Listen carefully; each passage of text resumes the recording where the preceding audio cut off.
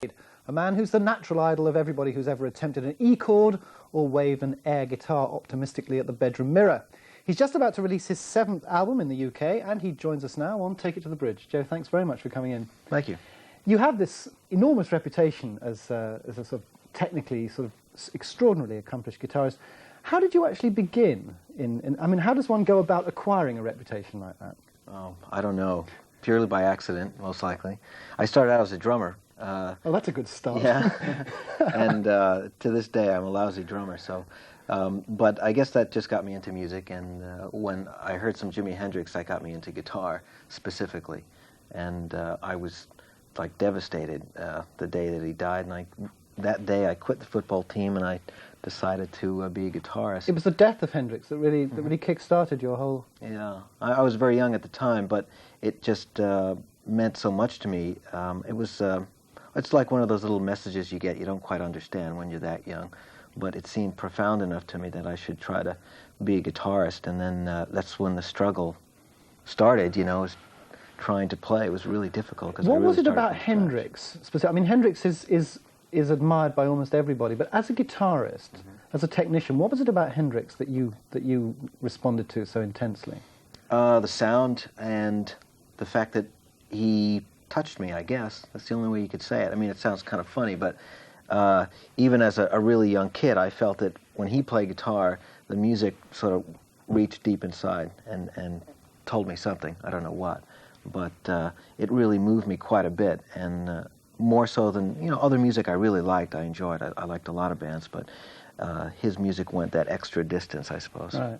And being influenced by Hendrix, how do you actually interpret that influence? Because obviously you don't just want to go away and play all his licks and then, you know, as some people have done, or we won't name any names, but how is it? It must be very difficult, isn't it, to interpret the spirit of somebody like Hendrix?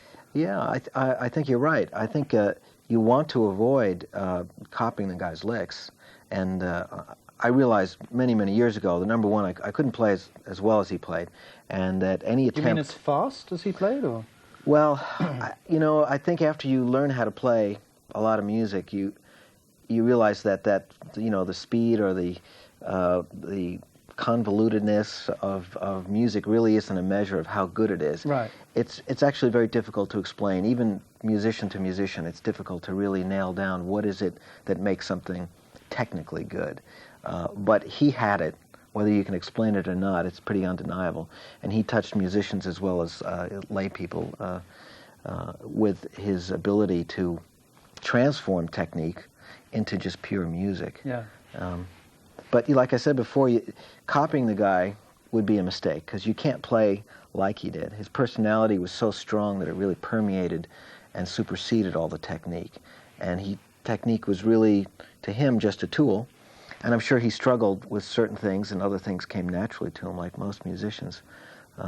But you try to just, you know, get inside the guy's music and see what it means to you, and then just reinterpret it. And then, of course, you hope that you create your own style, which, of course, in your case, of course, you have very successfully. Yeah, I don't know. I mean, I'm immune to that. I have no idea what my style is. I wouldn't know how to tag my style or explain it to somebody. And the responses that you've actually elicited, I mean, other musicians, for example, have been enormously, I mean, your name is always cited as one of the, you know, as I said earlier, the great technicians of the modern electric guitar. What is it, do you think, that people are hearing in you? You must have spoken to some of them about this. I mean, they must come up to you and say, Joe, how did you do that? Or, you know, you must be fielding these questions all the time. Yeah, I can break it down. I mean, that's obvious. Any guitar player can break down how they do something.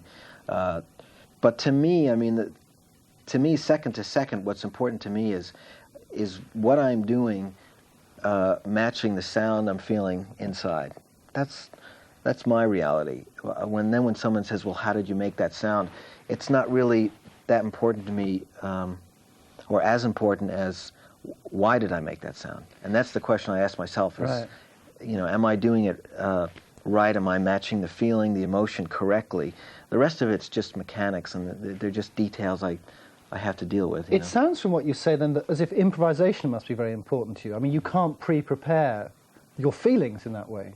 You can. You're absolutely right. Yeah, you have to really go with the moment, and the technique is really to prepare you to be spontaneous. It's not something you think about while you're playing. It's something you do when you're in another zone, another state of mind, to make sure that if your inspiration pushes you into a technical area at some point, that your body won't stop you from going or from accomplishing. So when you record your new album, for example, I mean, how much have you actually prepared when you go into the studio, or does it really happen at the point of performance? The composition is completely prepared. You know, the melody, the chord structure, the rhythm, a general tempo, you know, within a few clicks, and an outline or a desire of how you want it to turn out. And then that gets expressed on paper to musicians or just in conversation, and then to the producer, the ultimate goal, you know, I want this song to be big, fat, and funky, and I want the guitar to go, wow, you know, something like that. And then the rest of it, musicians can understand just by listening to the chords and the rhythm. And then from there, depending on the mood of the session, you can be very strict, or you can sort of let things happen. Joe, thanks very much for coming in, and may your fretwork never fumble. Joe's new LP will be out in the UK on October the 2nd, and you can see him on tour during the first 2 weeks of December. But of course, you lot can't wait that long, and we know this, which is why Joe Satriani is ready to play for us right now on stage.